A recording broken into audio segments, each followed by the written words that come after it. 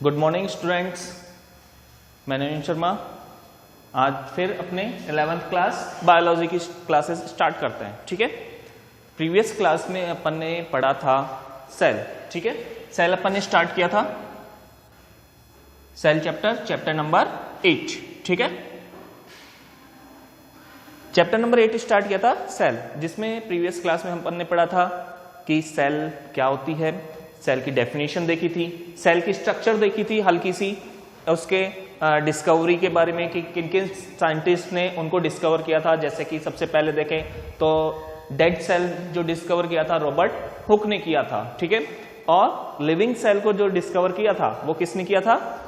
Antony Leeuwen hook ने। ठीक है, और जो न्यूक्लियस था, सेल का जो न्यूक्लियस था मिड में होता है, वो किसने डिस्कवर किया था? रॉबर्ट ब्राउन ने। ठीक है, फिर अपन ने देखे थे कि सेल एक मोर देन वन सेल्स मिलकर क्या बनाती हैं? टिश्यूज। ठीक है, फिर मोर देन वन टिश्यूज मिलकर असेंबल होकर क्या बनाते हैं? ऑर्गन्स। और ऑर्गन्स मिलकर, बहुत सारे ऑर्गन्स मिलकर क्या बनाते हैं? अपने ऑर्गन सिस्टम। ठीक है, जैसे कि अपना सबसे पहले डाइजेस्टिव सिस्टम था, अपने रेस्पिरेटरी सिस्टम है। ठीक है, ये सारे के सारे सिस्टम होते हैं। फिर बहुत सारे सिस्टम्स मिलकर क्या बनाते हैं? एक पूरी बॉडी का फॉर्मेशन करते हैं। ठीक है, अब अपन इससे आगे देखते हैं। ये अपना कल जो देखा था वो जनरल इंट्रोडक्शन देखा था सेल के बारे में। आज हम देखते हैं सेल थ्योरी।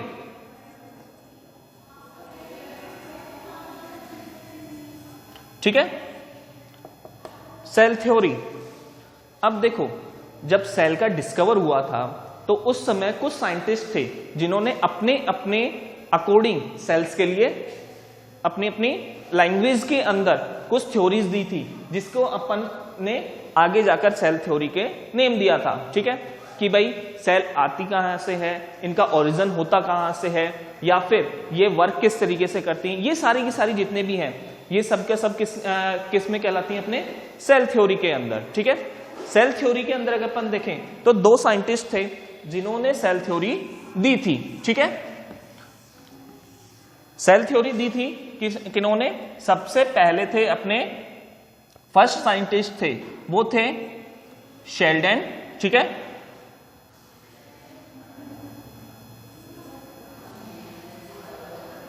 Sorry,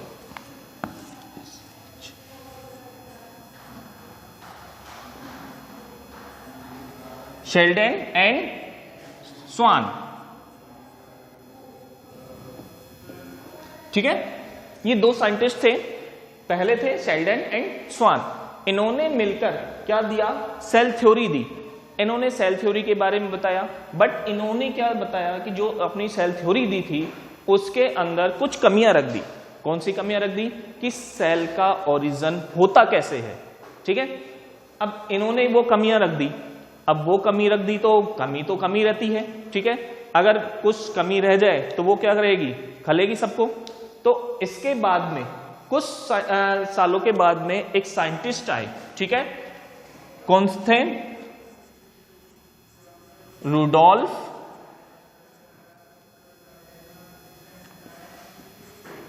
Virchow. ठीक है, कौन से थे? Rudolf Virchow. इन्होंने किया कि जो सेल थ्योरी थी इसको मॉडिफाई किया। ठीक है, क्या किया? मॉडिफाइड। ठीक है, सेल थ्योरी को क्या किया? मॉडिफाइड किया। तो सेल थ्योरी जो दी थी वो किसने दी थी? शेल्डन एंड स्वान ने।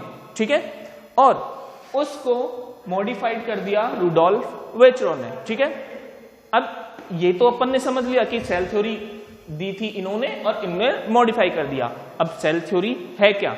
इस सेल थ्योरी के अंदर दो मेन पॉइंट है जो कि अपन को लर्न रखने होते हैं। ठीक है, सबसे पहला पॉइंट कि जो भी ऑर्गेनल्स हैं, ठीक है, जितने भी लिविंग ऑर्गेनल्स हैं वो क्या होते हैं? उनकी पूरी बॉडी का जो फॉर्मेशन होता है वो किससे मिलकर बना होता है? सेल या फिर सेल के प्रोडक्ट से। ठीक है, सेल प्रोडक्ट चाहे वो डाइजेस्टिव हो, ठीक है, या फिर एक्सक्रीटरी हो, चाहे कुछ भी हो। ठीक है, अब क्या होंगे?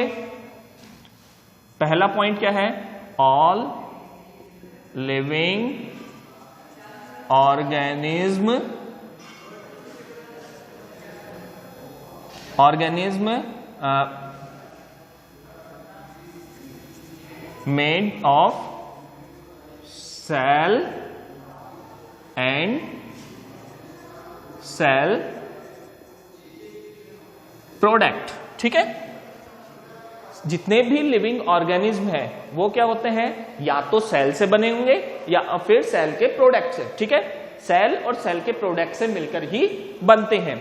अब जो ये तो बता दिया था अपने शेल्डन एंड स्वान ने, रुडोल्फ विचरो ने क्या मॉडिफाई किया था, इन्होंने एक पॉइंट और ऐड किया है इसके अंदर। ठीक है, जो कि अपना सेकंड पॉइंट है कि सेल, जो भी सेल है, न्यू सेल है, वो अराइज होती है प्री एग्जिस्ट सेल से। ठीक है, जो कि पहले से बनी हुई सेल है उससे ही नई सेल का फॉर्मेशन होता है। New cell arise from pre existing cell. ठीक है, देखो जो भी लिविंग ऑर्गेनिज्म है वो क्या होंगे, सेल या सेल के प्रोडक्ट से मिलकर बने होंगे। ठीक है, सेल और सेल के प्रोडक्ट से मिलकर बने होते हैं।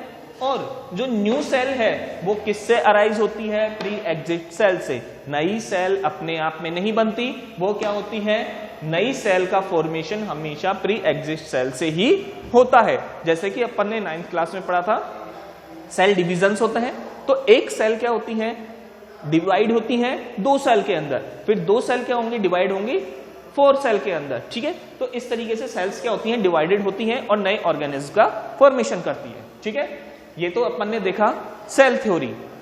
ओके, अब सेल थ्योरी के बाद में अपन देखें, ये तो जनरल इंट्रोडक्शन हो गया अपना सेल का।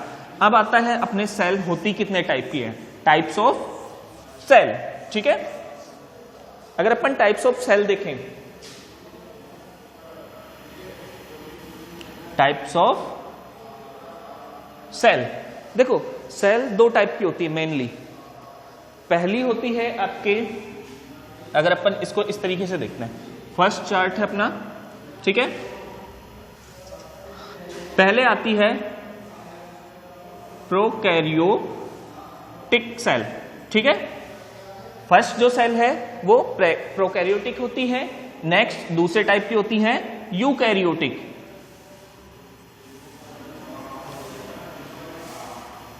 Prokaryotic and eukaryotic. ठीक है, अब इनको थोड़ा सा समझते हैं, डिटेल अपन बाद में पढ़ेंगे, पहले अपन समझते हैं इन वर्ड्स को। क्योंकि बायो के अंदर देखो बेटा क्या होता है कि कुछ भी रटने का नहीं है, सब कुछ समझने का है। कोई भी वर्ड को नेम दिया गया है, किसी भी एनिमल को नेम दिया गया है, या फिर कुछ भी जो भी चीज होती है वो सब अपने क्या होती है, उसका कुछ रीजन होता है। ठीक है, अब अपन को इनको नेम दिया गया है प्रोकैरियोटिक एंड यूकैरियोटिक, तो इसके अंदर भी रीजन है। अगर अपन को रीजन पता है तो अपन नेम भी लर्न कर सकते हैं। ठीक है, देखो प्रोकैरियोटिक यानी कि प्रो, ठीक है, और इसके अंदर आ रहा है यू। ठीक है, देखो प्रोकैरियोटिक का मीन्स होता है प्रिमिटिव। Pro means primitive. ठीक है, समझ में आ गया, प्रो का मीन्स क्या होता है, प्रिमिटिव। और यूकैरियोटिक का मीन्स होता है डेवलप या फिर एडवांस। ठीक है, इसको अपन क्या बोलेंगे, या तो डेवलप या फिर एडवांस। ठीक है, समझ में आ गया, या तो प्रिमिटिव, प्रिमिटिव यानी कि जो स्टार्टिंग की फेज है। ठीक है, प्रोकैरियोटिक का मीन्स क्या हो गया, प्रिमिटिव। ठीक है, और यूकैरियोटिक के अंदर कौन से सेल्स आएंगी, एडवांस। ठीक है, अब देखो इनमें होता क्या है, देखो सबसे पहले अपन इनको समझें। प्रोकैरियोटिक प्रिमिटिव है, तो प्रिमिटिव में क्या होता है कि जब सेल्स का ओरिजिन हो रहा था तो उस कंडीशन में क्या थे कि सेल्स स्टार्टिंग फेज में थी। ठीक है, तो उस कंडीशंस में इनके अंदर न्यूक्लियस का फॉर्मेशन नहीं हुआ था। ठीक है, जो कि अपन सेल्स न्यूक्लियस के अंदर देखते हैं, तो यहां पर न्यूक्लियस का फॉर्मेशन नहीं हुआ। अब न्यूक्लियस का फॉर्मेशन नहीं हुआ तो यहां पर जो जेनेटिक मटेरियल है, चाहे वो डीएनए हो या फिर आरएनए, दोनों ही जेनेटिक मटेरियल है। कभी भी देखना कि ये लर्न नहीं रखना आपको कि भाई रटना नहीं करना, रटना नहीं है। ठीक है, कि भाई रट्टे अपन हमारा जेनेटिक मटेरियल क्या है, डीएनए, नहीं, जेनेटिक मटेरियल दोनों ही हो सकता है, चाहे डीएनए हो या फिर आरएनए। ठीक है, तो डीएनए हो या आरएनए, यहां पर क्या होते हैं, अपने साइटोप्लाज्म के अंदर बिखरे हुए रहते हैं, यहां पर मेम्ब्रेन बाउंडेड न्यूक्लियस नहीं होता। ठीक है, अब यूकैरियोटिक में क्या होता है, एडवांस है, सब कुछ डेवलप हो चुका है। ठीक है, तो यहां पर क्या होगा, जो जेनेटिक मटेरियल है, चाहे वो आरएनए हो चाहे डीएनए, जो भी एनिमल का ऑर्गेनिज्म का क्या होगा, जेनेटिक मटेरियल होगा। ठीक है, तो जेनेटिक मटेरियल क्या होगा, न्यूक्लियस के अंदर प्रेजेंट होगा। ठीक है, न्यूक्लियस क्या होगा, एक पूरी मेम्ब्रेन से बाउंडेड होगा। ठीक है, देन प्रिमिटिव जो अपने प्रोकैरियोटिक सेल है उनकी साइज क्या होती है, छोटी है, अपने डेवलप ही तो हो रही है, अभी स्टार्टिंग फेज है, तो स्टार्टिंग फेज में क्या होती है, साइज छोटी होती है। ठीक है, अगर यूकैरियोटिक के देखें तो साइज हमेशा बड़ी होगी। ठीक है, नेक्स्ट इसके अंदर देखें तो इसके अंदर क्या होता है कि मेम्ब्रेन बाउंडेड ऑर्गेनेल्स जो होते हैं वो एब्सेंट होते हैं। ठीक है, अब ये नया वर्ड आया, मेम्ब्रेन बाउंडेड ऑर्गेनेल्स।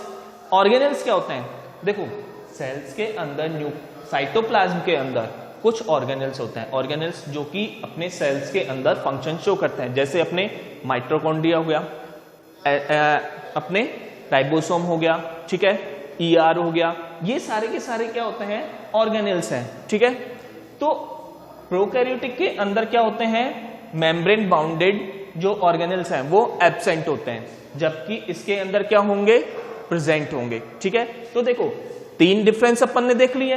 सबसे पहला, इसकी साइज क्या होगी, साइज स्मॉल। ठीक है, एंड इसकी साइज क्या होगी, बिग साइज। ठीक है, समझ में आ गया। इसके अंदर क्या हो गया, वेल डेवलप न्यूक्लियस एब्सेंट।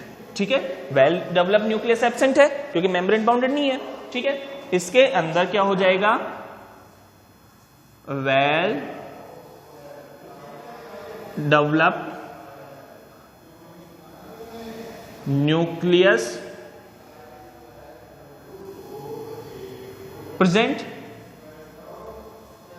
ठीक है, देखो इसके अंदर साइज स्मॉल हो गई, वेल डेवलप न्यूक्लियस एब्सेंट हो गया, इसके अंदर न्यूक्लियस प्रेजेंट है, और इसके अंदर क्या हो रहा है कि मेम्ब्रेन बाउंडेड ऑर्गेनेल्स एब्सेंट है। ठीक है, तो यहां पर क्या हो गए,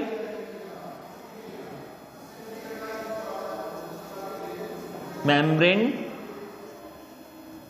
बाउंड ऑर्गेनेल्स, ठीक है, एब्सेंट, और इसके अंदर क्या होंगे, प्रेजेंट। ठीक है,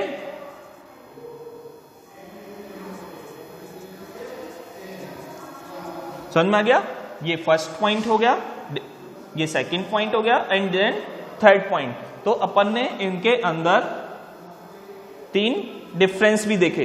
प्रोकैरियोटिक क्या है, प्रिमिटिव है, तो क्या होंगे, साइज छोटी होगी।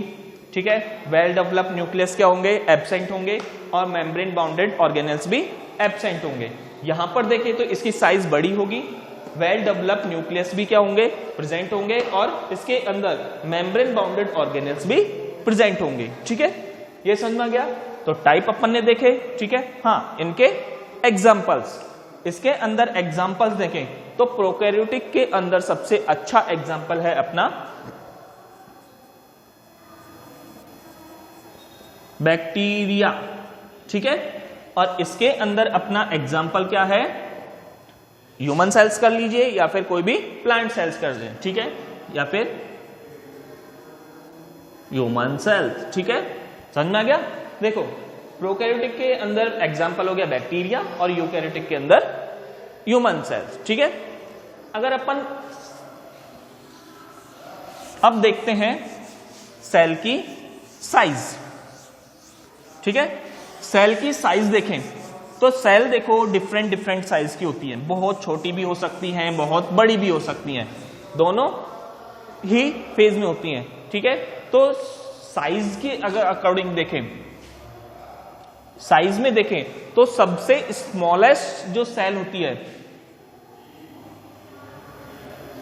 सबसे छोटी, ठीक है, वो कौन सी होगी?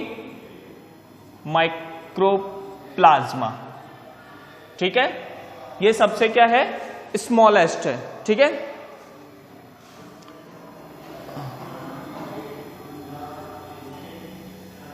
ये तो क्या हो गई? स्मॉलेस्ट। और जो सबसे बड़ी है, ठीक है, वो कौन सी हो गई? अब अपन देखें सबसे बड़ी सेल्स, सबसे बड़ी सेल। अब बच्चे बोलेंगे कि भाई बड़ी सेल्स अपन डायरेक्ट आंख से देख सकते हैं क्या? डायरेक्ट आई से, बिना माइक्रोस्कोप के? तो हाँ, अपन सेल्स को बिना माइक्रोस्कोप के देखते हैं। सारे के सारे जितने भी एग होते हैं, ठीक है, वो सारे के सारे क्या होती हैं? एक सिंगल सेल होती है, ठीक है। सारे एग क्या होते हैं? Single cell. तो सबसे बड़ा एग किसका होता है? ऑस्ट्रिच का, ठीक है। तो अपने जो सबसे बड़ा है ऑस्ट्रिच का एग, ठीक है, ये सबसे बड़ा साइज का हो गया, ठीक है। तो आज अपन ने क्या देखा कि देखो सेल देखी, सेल का सेल थ्योरी देखी अपन ने, ठीक है। सेल की टाइप्स देखे, दो टाइप्स थे, प्रोकैरियोटिक एंड यूकैरियोटिक, ठीक है। दोनों में डिफरेंस भी देख लिया, दोनों के एग्जांपल्स भी देख लिए, और अपन ने सेल को साइज के अकॉर्डिंग भी देख लिया कि जो सबसे स्मॉलेस्ट है और सबसे बड़ी है या फिर टॉल है, ठीक है। समझ में आ गया?